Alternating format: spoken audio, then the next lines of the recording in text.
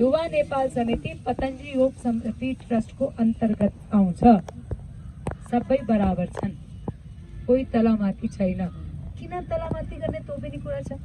ठीक छ, हामी पद राख्छौं, यो भाइ यो प्रभारीको पद भयो, यो महामन्त्रीको भयो, संगठनको भयो, तर पद राखेपछि पदको महिमा छ। तर मान्छेको विषयमा जब हामी कुरा गर्छौं तो त्यसमा केही तलामाथि हुन सक्छ।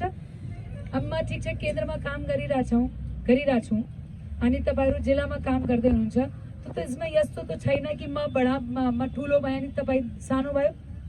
यो हुन सक्छ के हामी आफ्नो स्तरमा आफ्नो सामर्थ्य अनुसार आफ्नो दायित्व अनुसार आफ्नो कर्तव्य अनुसार कार्य गरिरहेछौं। त्यसमा कहिले पनि आफ्नो मनको भित्र यो कुरा नल्याउनुस् कि म माथि अरु जना तल कि म तल अरु जना माथि। यो हाम्रो लागि घातक विचार हो, बुझ्नु सबैजना, घातक। कहिले पनि आपसमा भेदभाव नगर्नु। हामीले कुनै पनि प्रकारको आग्रह मनमा राख्ने होइन। म यो कुरा सबैजनालाई भनिरहेछु। कहिलेकाहीँ कसैको स्थिति हुन्छ कि हामी धेरै काम गरिरहेछौँ, कहिलेकाहीँ कम काम गर्छौँ, तर यति मात्रै छ कि काम आफ्नो कहिलेकाहीँ परिस्थिति अनुसार पनि हुन्छ। कसैको घरमा कहिलेकाहीँ समस्या आउँछ, कहिलेकाहीँ बुझ्न अप्ठ्यारो हुन्छ, सबै छ। अनि महिला दिदीबहिनीहरूको साथमा यस्तो छ कि महिला दिदीबहिनीहरूलाई त बाहिर निस्किनै अप्ठ्यारो छ। जति काम गरिरहेछन् त्यो पनि ठुलै छ। तो पुरुषहरूलाई यस्तो छ उहाँले फेरि परिवारको बाहिरको जिम्मेदारी सम्हाल्नुहुन्छ, त उहाँहरूलाई पनि अप्ठ्यारो छ। सजिलो त कुनैजनालाई पनि सजिलो छैन, कसैलाई पनि सजिलो छैन। तर तपाईहरु कार्य गर्दै हुनुहुन्छ नि आफ्नो माथि गर्व गर्नुहोस् अनि आफ्नो माथि यो विषयमा पनि आफ्नो कृतज्ञताको भावमा बस्नु सधैँ कि अगर स्वामी जी और आचार्य महाराज ना मिले होते तो हम कहाँ होते। कितने लोग हम जो पहाड़ों में भी जाते हैं ना तो मिलते हैं, बोले साधु जी स्वामी जी नहीं होते तो हम तो शराब पी के कहीं पड़े होते नाले में। माताएं कहती है कि हम लोग अगर स्वामी जी से ना मिले होते तो हम लोग तब तक मर चुके थे अपनी बीमारी से, अपने डिप्रेशन से।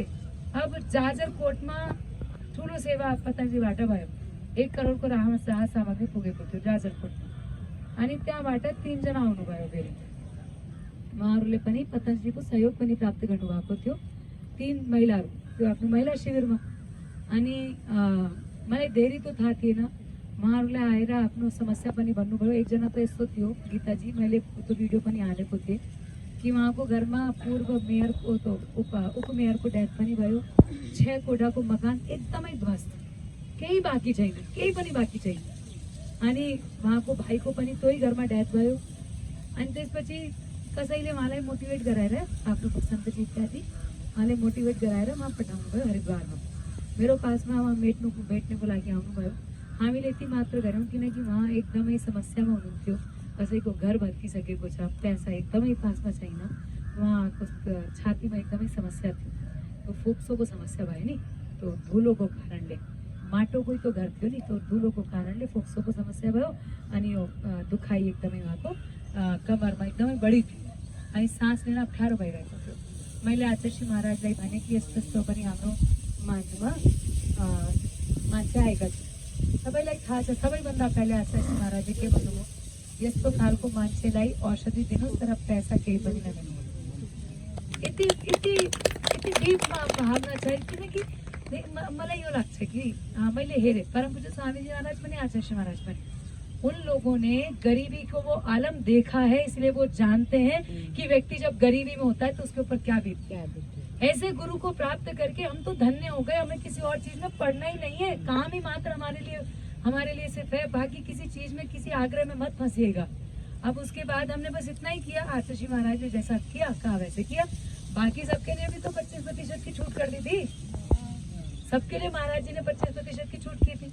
तो लेकिन उतना ही जितना डॉक्टर्स को दिखाया बस वही। तो अब हुआ ये कि जब मैं जाजरकोट जाती हूँ तब मुझे पूरा पता चला।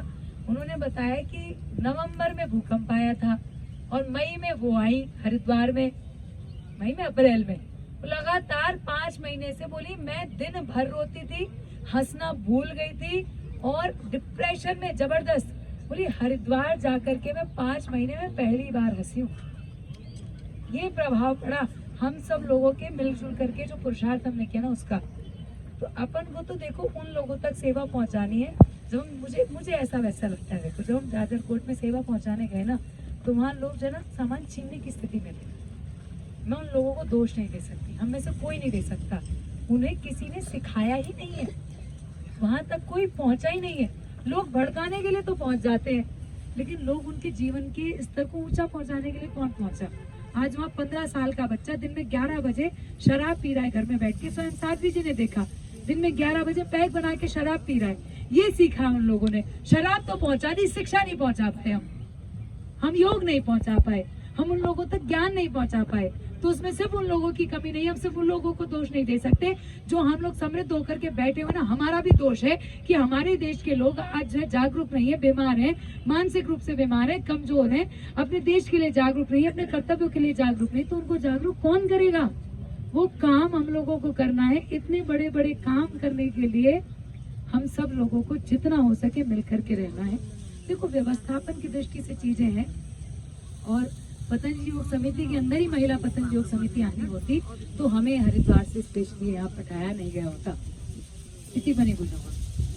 तो जो हम लोग बोल रहे हैं वो इतना है, इतनी गारंटी है कि परम पूज्य स्वामी जी महाराज, परम श्रद्धेय आचार्य श्री महाराज, अगर वो ये कह देते हैं ना कि रात भर खड़े रहना है, तो फिर बस हम ये नहीं सोचते कैसे रहा जाएगा। हम बस भगवान से प्रार्थना करते हैं कि हम गुरु आज्ञा का पालन कर सकें। यहाँ जो भी कुछ है वो सिर्फ और सिर्फ गुरु आज्ञा के अनुसार हो रहा है, तो इसमें कई कन्फ्युजन आम्ही न राखूं અને મિલેરા અમે ती रामनो शिविर लगाएका छौं नि।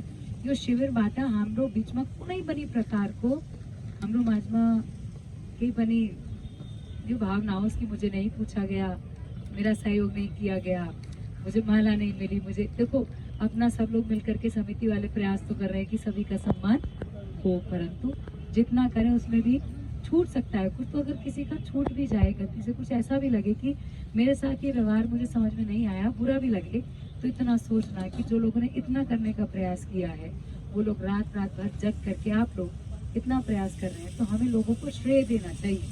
जितना श्रेय देंगे ना उतना अच्छा है। अगर किसी ने 1 मिनट का भी सहयोग किया है तो लिया तो नहीं, दिया ही तो है, इतना पर्याप्त है ना हमारे लिए। बस और क्या चाहिए? बस हमें कंचन गुण के अंदर जो ये शांति है, जो प्रेम है, जो आत्मीयता है ना, इसको हमेशा बना करके रखना है। बस इतना है। चलेंगे तो धूल तो उड़ेगी, तो कुछ काम करेंगे तो कुछ गलतियां भी होंगी। तो इसका मतलब ये नहीं है कि हम लोगों की गलतियां निकालें। हम योगी हैं, हमें किसी की गलती नहीं निकालनी है। सबको बोल रही हूँ मैं, ये किसी व्यक्ति विशेष के लिए नहीं है, सबके लिए है। गलती मत निकालना।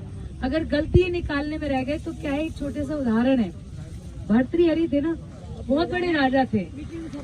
तो भर्तृहरि जब सब राजपाट छोड़ करके, सब कुछ छोड़ करके और अपना ये संन्यास वस्त्र वेग धारण करके एक कमंडल हाथ में लेकर के निकल गए जंगल में। तो चांदनी रात थी, और वो चांदनी रात में उनको जमीन पे दूर से कुछ चमकता हुआ सा दिखाई दिया। तो उन्हें लगा यहाँ तो मणि पड़ी हुई है। वो तीव्र गति से उस मणि की तरफ चलने लगे, और मणि की तरफ चलते गए, और जैसे ही पहुंचे तुरंत ध्यान दिया नहीं, उठाने के लिए उसको प्रयास किया। तो उनका हाथ इसीलिए गंदा हो गया क्योंकि वो मणि नहीं, किसी का खूब था। और जब हाथ गंदा हुआ तो क्या सोचा भर्तृहरि ने, भर्तृ तू सब कुछ छोड़ करके आ गया और तेरी नियत डोली भी तो किस पे टूट गई। हमारे साथ भी स्थिति है। जब हम योगी हैं, हम सेवा के मार्ग में आ गए, तो सेवा के मार्ग में लाभ, मान, हानि, अपमान, ये अगर सोचते रहेंगे तो फिर सेवा नहीं होगी। हम लोगों को बस एक दूसरे के लिए जितना कर सकें, जितना प्रेम से जी सकें, उतना प्रेम से जीने का प्रयास करना है। हमें लाइक बनी 4-5 वर्ष तो समय लाग्यो बुझनेमा, એનાથી હવે पनि ભારત પાટા હરિદ્વાર પાટા આવ્યા થયું તો સંસ્કૃતિ આપનો સેમ જ છે। तर जुन पनि हामी ठाउँमा जान्छौँ नि, त्यहाँ वातावरण छुट्टै हुन्छ। वातावरण समझनेमा, बुझ्नेमा समय लाग्छ, घुलमिल हुनमा पनि समय लाग्छ, भाषा सिक्नमा पनि समय लाग्छ। कहिलेकाहीँ मान्छे सोध्छन् साथी तपाईँ हरिद्वारबाट, मैले म कहिलेकाहीँ भन्छु नेपालबाट पनि छु। म 4 वर्षदेखि नेपालमा आइरहेको छु, नेपालको अन्न खाइरहेको छु, पानी खाइरहेको छु, यहाँको वातावरण ग्रहण गरेर आफ्नो स्वास्थ्य जीवन व्यतीत गरिरहेको छु, तपाईँहरूको माया प्राप्त गरिरहेको छु। त म पनि केही न केही त नेपाली भए नि।